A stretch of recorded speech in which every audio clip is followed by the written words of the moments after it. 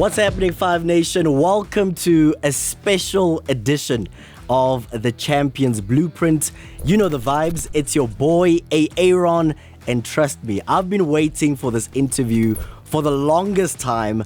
I've got one of the best football journalists in the country. He's been doing this for more than 30 years. I call him Brajakes, but some of you might know him as Matshelane Mamabolo.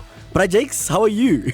I'm fine, thanks, Aaron. How are you? I'm doing very well. I'm super excited, Brajakes. I've been waiting for this day to finally get to interview you, and I thought the Champions Blueprint is the perfect setting because given what you've done in the South African writing space as a journalist has been absolutely incredible.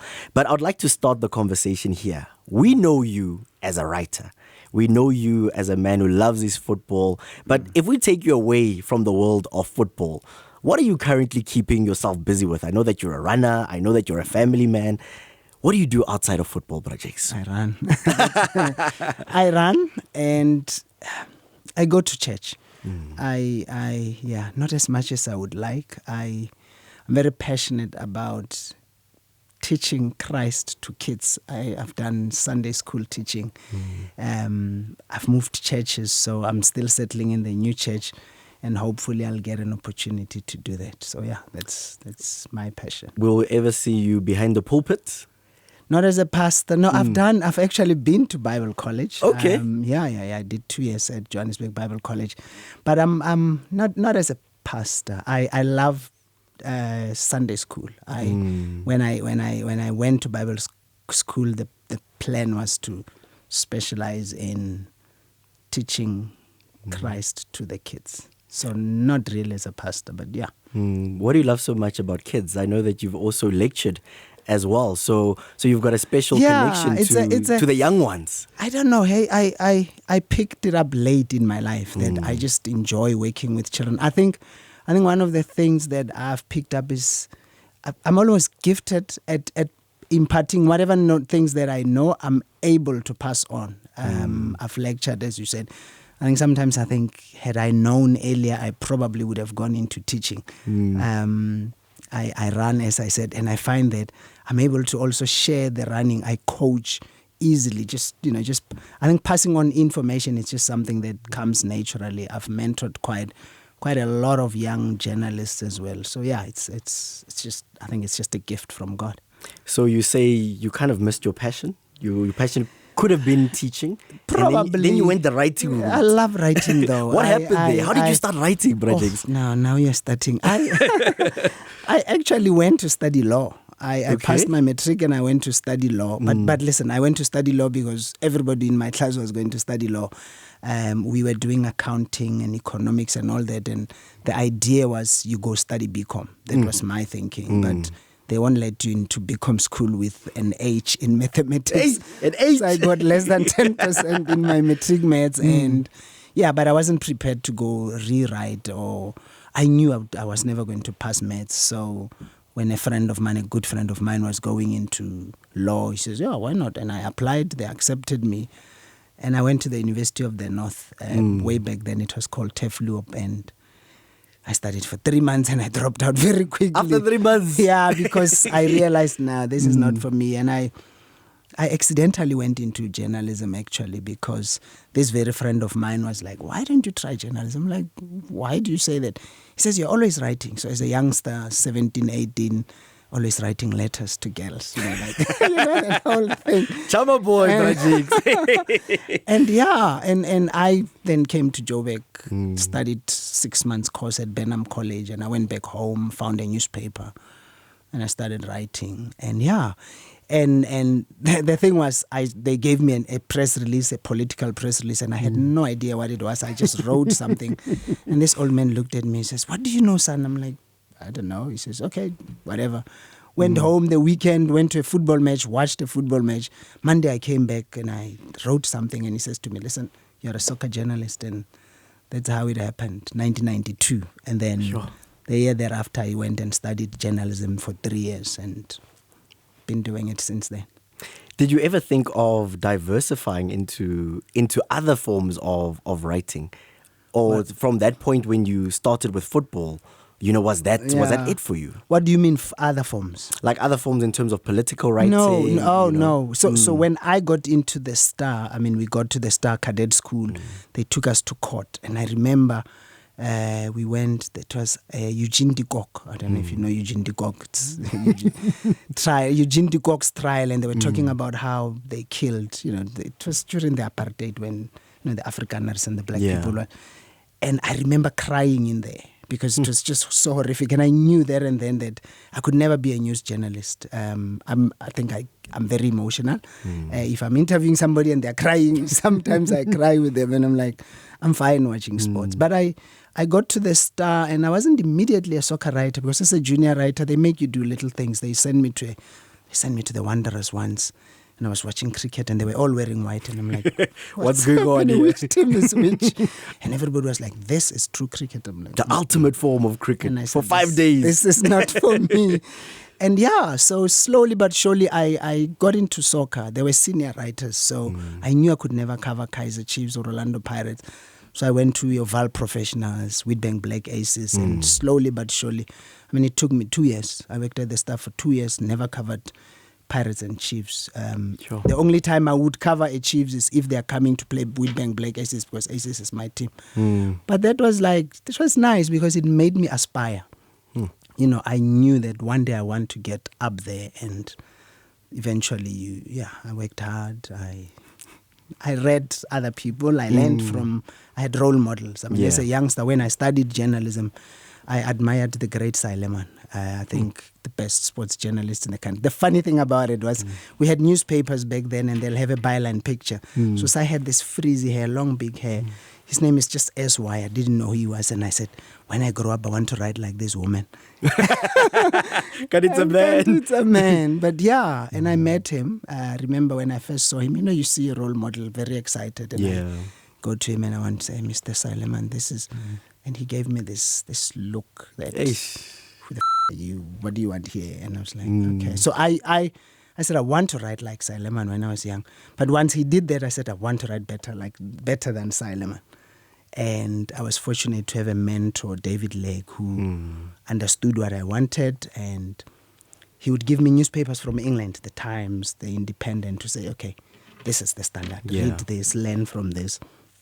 And every year they would send me to England as a youngster when your Lucas Radebe played there, Sean Bartlett.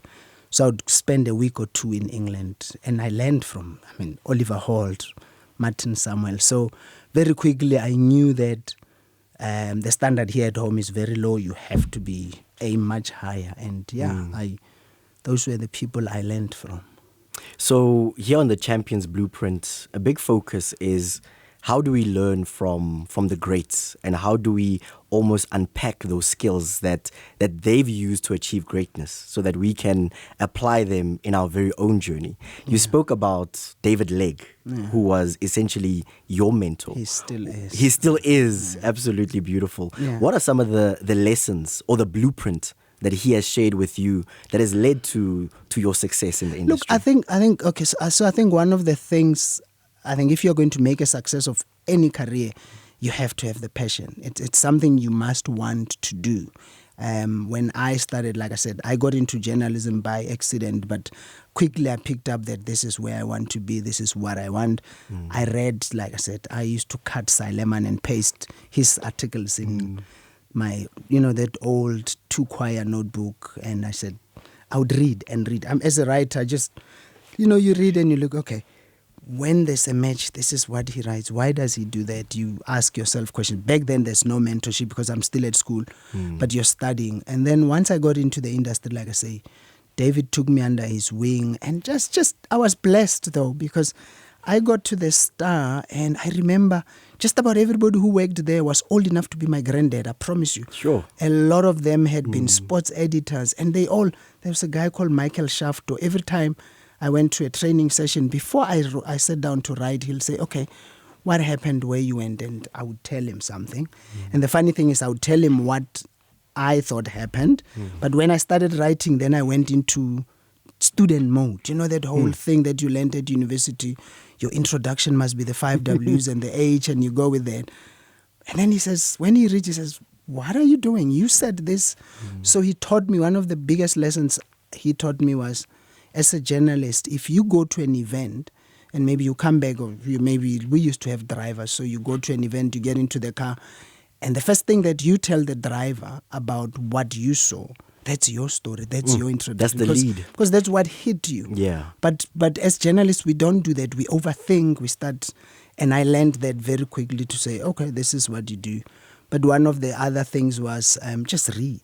You want to be a writer, learn how other people write. And I read, as I said, lots of newspapers, and you pick up different things from different people. One of the things for us as, black people, they're like my kids, they're English. English is their first language. For me, it was like third language or something. So it's a bit of a struggle. You're thinking in Sepedi and then you must write it in English. So it takes some practice. But I think for me, passion is, you need to, they say, if you don't wake up writing in the middle of the night, you're not a journalist. I remember I used to sleep with a notebook right next to here, because I'd be sleeping and I'll think of an idea, or I'd done an interview and something comes. So I still do that to this day. They laugh at me, the kids now, because I go to press conferences with a pen and a paper and they're holding recorders and things. But yeah, iPads, laptops. So yeah. In terms of the accolades that you have achieved in the industry, there are so many. I want to ask you, what do accolades mean to you? Because given the passion that I've seen having worked with you and having spent time with you, it's almost as though accolades don't really matter to you. It's almost as though it's a by the way. Yeah, so this is the thing. It's not always been like this. So I think I was saved. I became a Christian 2006. So before that, they meant everything. I looked forward to the awards. I'd win an award and they'll have a story about me on the front page of the Star, and it made me feel good about me. But once you realize that your life is about Christ, if you have a relationship with Christ, you realize that all these other things mean nothing if your relationship with Him is not right. And what happened to me was exactly that. I would win awards. You win it today, you're on top of the world. 2 days later, it's gone. You're chasing the other, and you're chasing another, and you're chasing another. But what I then figured was, it's because God has created this hole in all of us that to yearn for Him, to have a relationship with Him. So if you don't, you're going to try and fill that with other things. And I realized that I was filling that up with wanting to be celebrated. It's all those many trophies. But once I had a relationship with Him, it's good. For me now, He's blessed me with His talent, and I'm glorifying Him with it. But the awards, when they come, it's okay. It's people believe you are the best, and that's fine. But it's just a validation, I suppose, of your work. But they're okay. I'm not driven by them. So here's the thing. So this one time, a pastor was giving the sermon, and they said, so some rich guy died, and people see, the funeral procession going by, and somebody says, who died? And they say, so and so. Oh, what is he leaving behind? And somebody said, he's leaving it all behind. And that's the truth of it. I'll get all these trophies, I'll get all these awards, but when I die, they stay behind. So they're just there. Like I say, it's just a validation from the society or from the industry that you are in, that, hey, we believe you're the best. But they don't drive me. There was a time when I wrote and I look at my article, I'm like, this is good for an award. But not anymore. Let's go back there, right? When you still really cared for the awards that much, which award really, allowed you to pump your chest and to sit upright and to say, I have arrived? Was it possibly the first one or any one of them, maybe? No, the funny thing is, it wasn't that. It was the one thing that got me to sort of get puffed up was not even an award. It's an article that led to an award that I won. It was like almost the turning point of my career. It was a very strange thing. I was writing for 2 years, as a youngster, just writing. I felt I was writing good articles. But we did this article. I say we because David, my boss, we would discuss ideas. And cricket, in cricket, there's a thing, sledging in cricket. Yes, we know it it's very huge. well. So that year, I think it was 1998, South Africa played Australia, and Shane Warne was just going at it. I mean, there was articles written, or he said whatever to Alan Donald or to whoever in the Proteas team. And myself and I call him Comrade, we like, I wonder if this happens in football, you know? And we're like, I wonder. What do the players say to each other on the so field? So we start, you know, and we start, he says, let's find out. So I start making calls to soccer players. Listen, this is what we are doing, explaining it. And everyone, I promise you, just about him, he says, no, Bara, we can't tell you what we say. You can't write about this. It's too bad. Yeah. I said, listen, just tell me. And I collated. So you get all this, it's almost swear words everywhere. Everywhere. So we said, you know, in the old days, newspapers, if there's a swear word, they'll put asterisks. They will never use them. Yeah. So we are sitting with this article, but it's just asterisks all the way. We're like, it won't make sense. So we go to the news editor, the editor of the Saturday Star back then, and we're like, listen, we've got this article. This is what it is. We realize if we cut out the swear words, it's just not going to make sense. Can we? It's something that's not done in journalism. Can we publish the swear words? Yo. And the editor looks at it and says, let's use it. But on the front page, so what they do is on the front page, they write an article, say, listen, they warn the readers. Yes, almost a disclaimer. There's an article inside, not for the faint at heart. Don't, you know, people, if you say don't go, that's exactly where that's when we going. Get excited. And that article, I promise you, I was a nobody then. And that article changed. It was, I mean, my other editors were like, your career is over. No one does what you did. I'm like, oh, okay. And then suddenly everybody knows this unknown person. And that year, 1998, I won my first soccer journalist of the year. And not necessarily based on that story, but I think that story played a huge role. I think it was the story of the year. And I had one other little awards, like, you know, there's a competition, Iwisa Spectacular, the best journalist, those ones. But this was my first one, and thereafter it just changed your life forever.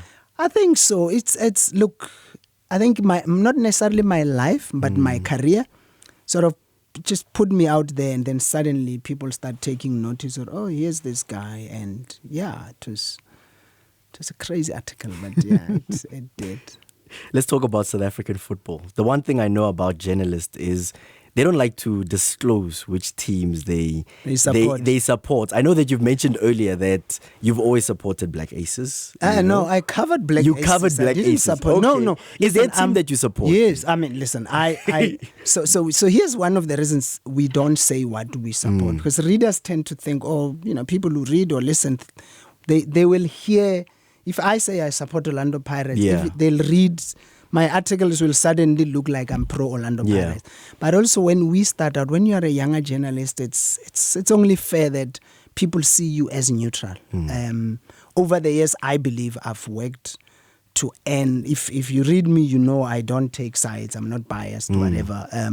I've always supported Morocco Swallows. I grew up being a Swallows fan. Follow the birds. Yeah, they're dead now. So I think the team doesn't exist anymore. That's why I can openly say I support Morocco Swallows. But I've always been a Swallows fan. I loved that. What drew you to them? Because you're from Polokwane. And the team was birthed in Soweto. No, when we grew up, everybody supported Chiefs. And I think as a youngster, I think maybe I supported Chiefs 1980, whatever, was 6, whatever. But that is because just about everybody around you supports this. But when we listened to the radio, I didn't watch TV.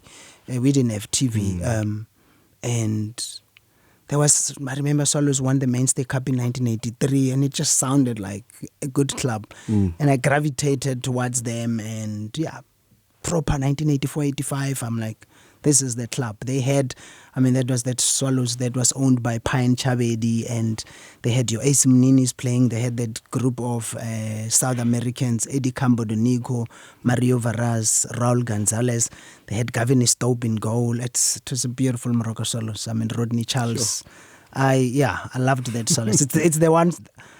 Morocco Swallows beat Mamelodi Sundowns 5-1 in 1989 in the Bob Save Super Bowl. One of the I mean, I think of that. That's. Look how excited you get. There was Les Kropela, there was Calvin Peters. It's probably the greatest match I've ever watched because I'm a Swallows fan. It was a Wednesday night. I remember they won. I got excited. Got out of my mom's house shouting. There was no one on the road because who are Morocco Swallows? No one really supported Swallows. But I loved that club. If I had money, I would. You'd revive it. If I did, I would. Yeah. I don't. You talk about Kaizer Chiefs, and when you look at the history books in terms of what that club means to South African football, a lot of young ones won't understand what Dr. Ivan Khoza and Dr. Mutawung have been able to achieve with those two clubs. Just talk to us about the importance of these two big clubs in South African football. Yeah, look, it's history, isn't it? We all I told you I supported Chiefs when I was young. You grow up, those are the biggest clubs. And I think what made them big, look, Swallows is bigger than, Swallows was formed in 1947. Chiefs 1970s, Pirates 1937. So those, the original Soweto derby was actually Morocco Swallows and Orlando Pirates. But I think what turned Kaizer Chiefs into being as big as it is, it's what Kaizer did. Big star of Orlando Pirates goes away to America, plays for Kaizer 11, comes back, rebels, starts his own club, and the rivalry gets born there, and it just became a huge thing. So, I mean, one of the things I don't love Kaizer Chiefs, I don't like Kaizer Chiefs, is because when I was a youngster, when I was, I think, standard grade, I don't know what they call them now, but I was young, 8 or 7, somewhere there. We had this bully guy who was a big Pirates fan. He was bigger than us, but in the same class as us. And because we were like Chiefs, so Chiefs would beat Pirates and we'd get excited, and he'd beat us up. Force you to support Pirates. And it was apparently here in Soweto. That's what happened. You go to Orlando Stadium, Chiefs play Pirates, and Chiefs win.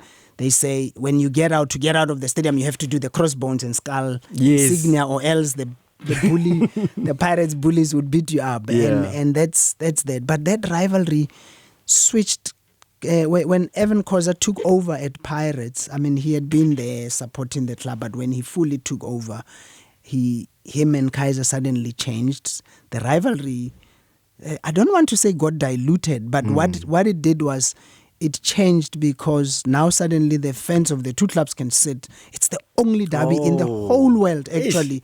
It's if you come from outside, it's crazy what happens here. That Kaizer Chiefs and Orlando Pirates are the biggest rivals, but they sit together. It's almost more civil. It doesn't, the anger and the aggression isn't there. But it used to be. So when you talk to, I've interviewed the chairman quite a lot of times, and I've asked him, I said, it doesn't make sense. You go Boca Juniors and River Plate, they hate each other so much. 2 years ago, the match could not play. They had to go play in Spain.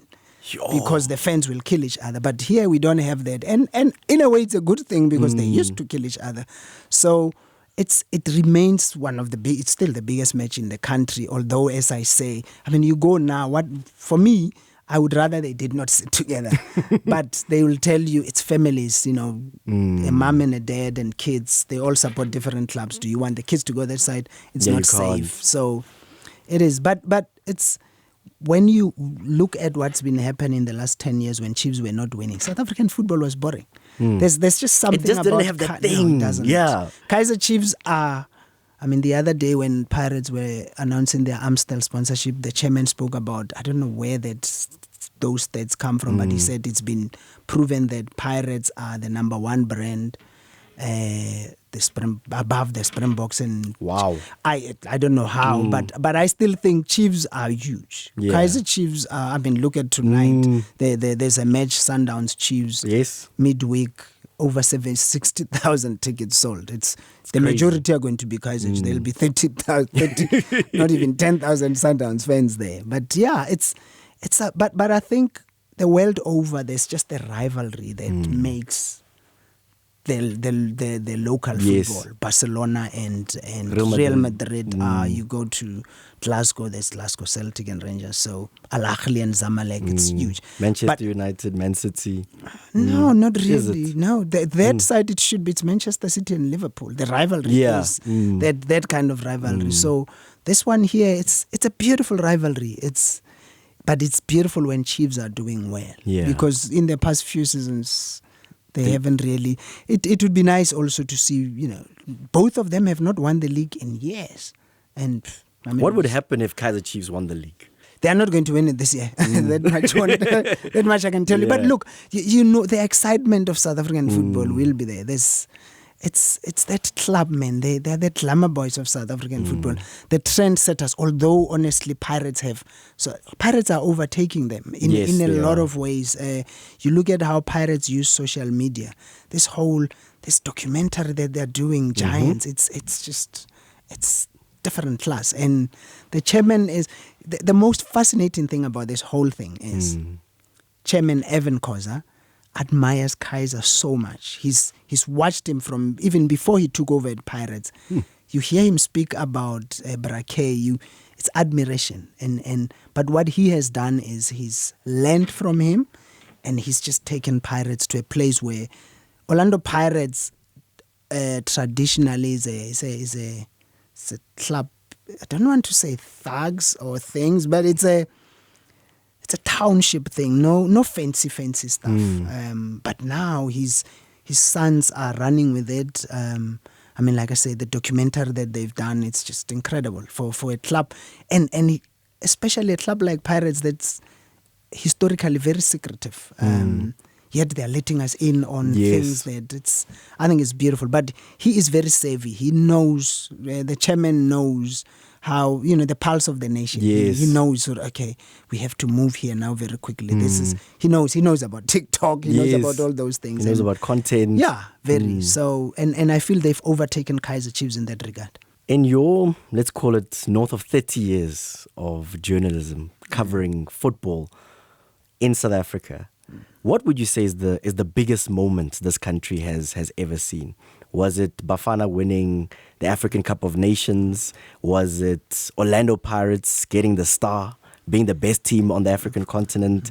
Was it us hosting the World Cup? Which moment really stood out for you when you look back at South African football history? It's funny, the moment that stood out for me is none of those that you mentioned.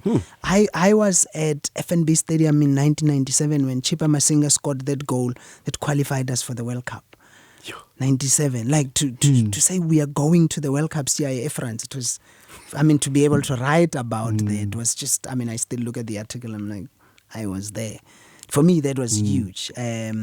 Because the World Cup is the ultimate. I grew up watching Diego Maradona do his thing in 1986, and I didn't go to the 98 World Cup because I was a junior reporter, but the fact that our country was going there it was just, it was incredible. No one really gave us a chance. Yes, we were African champions, but, so that qualification was huge. Of course, Pirates winning the Champions Cup in 95. I was a trainee. I was actually working here at the SABC at Good Morning South Africa. But yeah, we've had great moments. Hosting the World Cup was a big deal to get the rights to host the World Cup. But football-wise, we the first host nation. Yes. Even Chabalala's first goal, wasn't that a big moment? Look, it was okay. It's And I think that day, when so here's the thing. Here's the thing that I've found. I grew up loving football.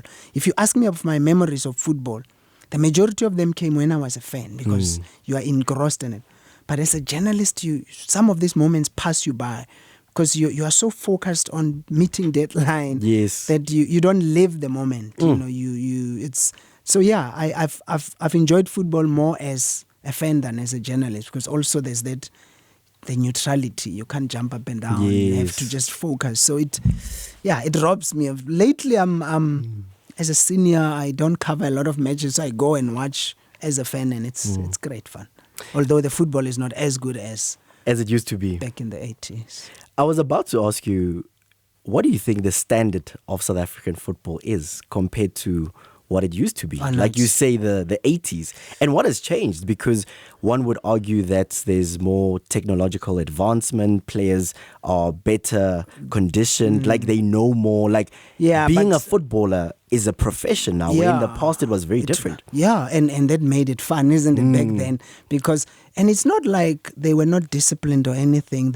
What I find is, one, it's almost robotic. I find that football is not played like in the past. There's too much restrictions. There's too much order. That's why when you see a Relay, why is it that South Africans are very excited about Relay? Because he stands out. He just does does his things. Tito Masanganye, a lot of people don't like him, but Tito Masanganye excites Yes. people.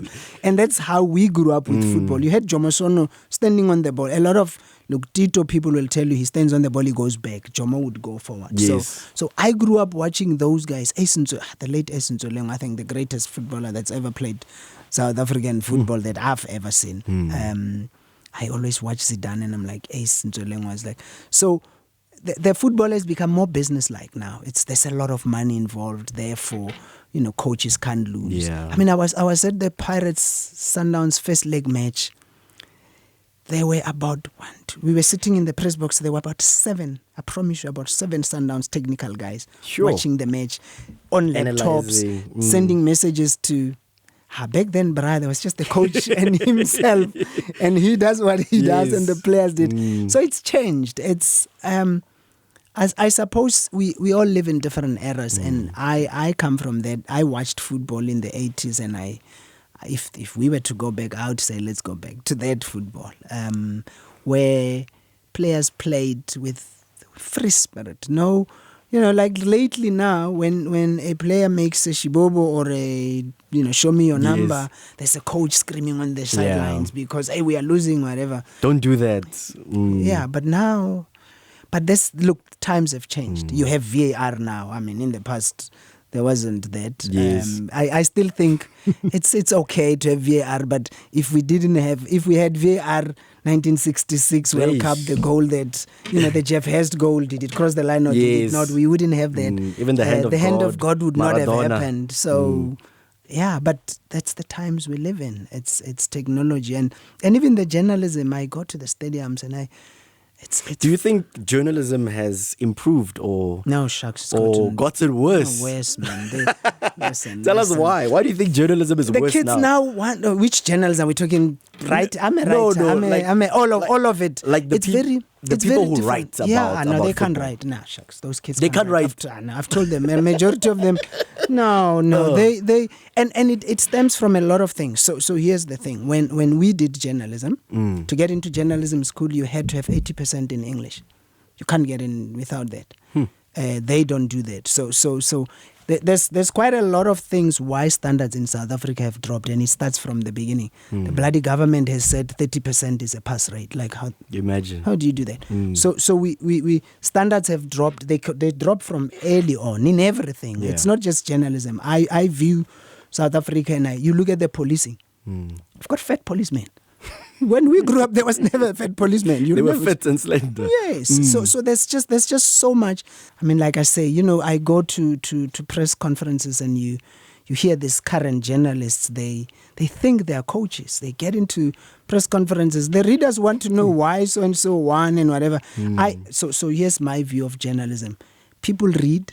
They want to read about people. You can go and write a rugby match. Yes. They still want to read about Ox the man. People love that. People want to.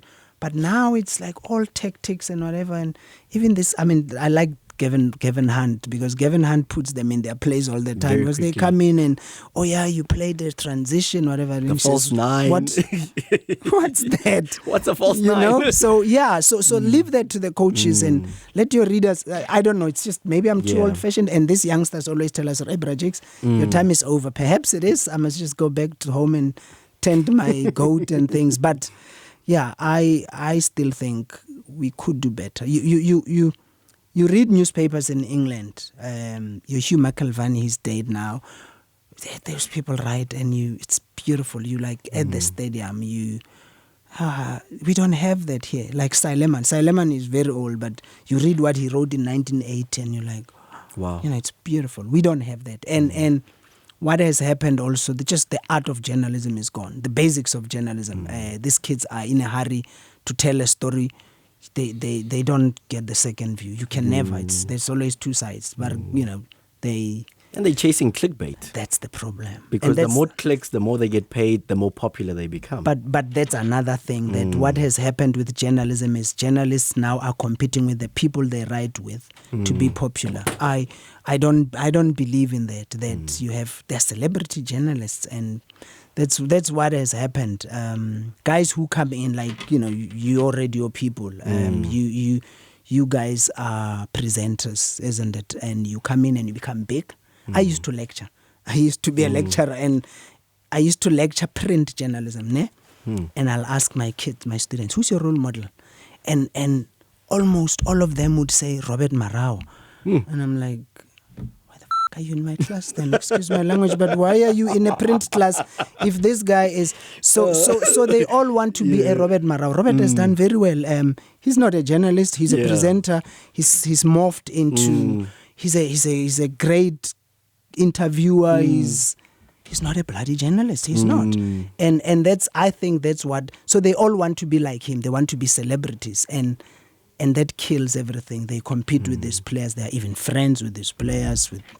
It kills the essence of it has died. What it you has. do. Our job is to be messengers. Yeah. And if you're going to be a messenger and you're close with these people, I worked here at the SABC last year, September, in the sports department, and I would read what these kids write, and you can tell, this one, either he's gotten a bribe or he's very close to this guy. And that's the challenge. We were blessed because we were taught very quickly. You knew very early on that if you cross this line, there's no coming back. So I've been writing for 30 years. I can tell you now, there's no one who can claim that he has any debt on me. They tried to bribe me. I told them, go f*** yourself, excuse my language, but you can't. But this current generation, and even the generation before us, I know people used to be bribed, and they do it. It's politics, it's sports. You get people who try to... But they've tried. They know you don't come here and do that. Some big soccer boss once said to me, you write the shit about me. One day you'll need my help. I said, I'll never need your help. He says, no, but some of your colleagues, I paid for their bonds when their houses were being taken. I said, I'll go back to my mother's house if they take my house, but I'll not come to you to ask for help. And that's my view. That's how we should be, because that's ethical. Then that way, I'm able to write anything about anybody, because there's no one who can say, but the other day I did this for you, now you're writing this. There's no dirt on you. And that's the challenge that I find that these young ones... Also, the challenge is, like I said, when we came in, we had role models, we had mentors. There was this respect for seniority. Now, a lot of these kids came in. I keep telling them, I like to say to them, your biggest challenge is that you covered the 2010 World Cup. They were very blessed.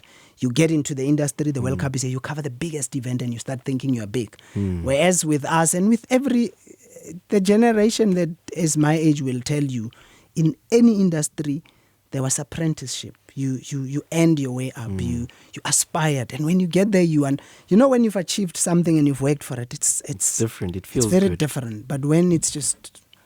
So the kids of now get it on the silver platter, and that makes them complacent. That makes them arrogant. Listen, like I say, they'll tell me my time is up, and perhaps it is. This is the Champions Blueprint, and just as you've mentioned, there's so much going on in the industry as we cover sport, as writers, as journalists, as presenters even, because I'm a presenter. What is that blueprint that you can leave with us young ones, including myself, to build a career that can last over 30 years, but still have your integrity intact? Because as you've mentioned, you can lose yourself very, very quickly. But that's the thing. So I think the key, what has worked for me, is to always remember why I did this. I got into journalism because I love writing, but I wanted to tell stories. I love football, and I wanted to share that. Anything else did not matter. One of the things also, I suppose, that helped was when we came into journalism, very quickly we were told, when you went to journalism school, you're not going to be rich. They told you very fast.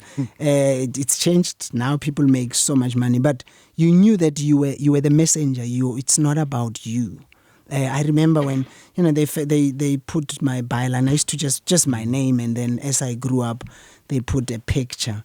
But I did not like that, because suddenly people see you and people know you, and then it changes. I went on TV a little and you start being known, and I'm like, this is not for me. One of my goals when I got into journalism was I wanted to help improve South African football through what I write, and I wanted to help make South African soccer journalism one of the best in the world. And as I said, through learning, going to England, reading those, your Hugh McElvannis, your Oliver Holt, I believed that's what I wanted. So it was never about me. The awards came and, well, they came but it was never. And I think that's why I've managed to stay and be honest. One of the things, like I say, they will try to bribe you. They do. They all do. All the soccer bosses, all this.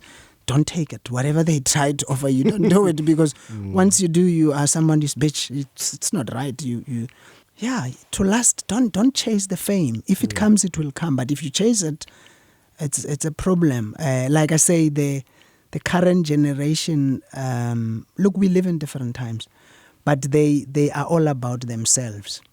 And don't be friends with soccer players or the people you write about. I learned this the hard way. One of the things I did when I was a very young journalist, my first trip, we went to America with the under-23s, 96. And there was a boy called Patrick Mbutu who did not know anybody. And we just clicked. Ace and I clicked. We became like brothers.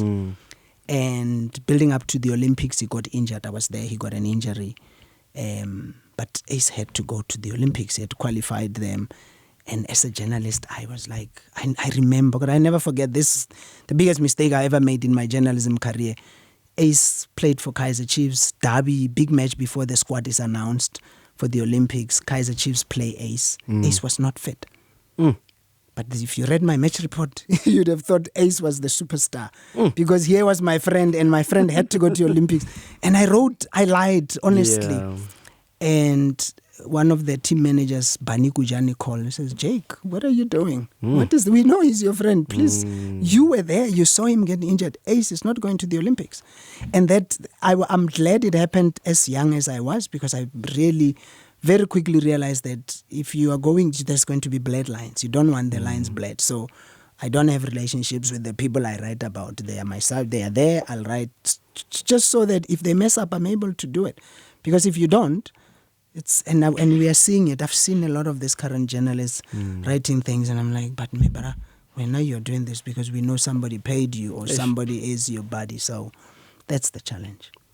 Bra Jakes, as we wrap up the conversation, I just want to thank you for the role that you've played in my life, for the role that you've played in so many other young broadcasters and journalists' lives. And my favorite quote is, our deepest fear is not that we're inadequate. Our deepest fear is that we are powerful beyond measure. And it continues to say that when you liberate your own light, you unconsciously allow others to do the same. And you being the great man that you are, you've allowed us to do the same, to express ourselves, but to also remember who we truly are. So thank you so much. And I know that I speak for the, let's call it the South African football fraternity as a whole, that I've watched your work, that I've seen you do your work, because you've done it brilliantly, sir. Thank you so much. Thank you. Yeah, and listen, I learned from quite a lot of people. I mentioned David Lake, but there was Phil Nyamani, the late Phil Nyamani, who took me under his wing. Thomas Kwenaide took me like his little brother. So I, based on what they've done for me, it only made sense to say, let me share what I learned from the others, because it's that way as a nation we become better. So thank you so much. Thank you, Bra Jakes.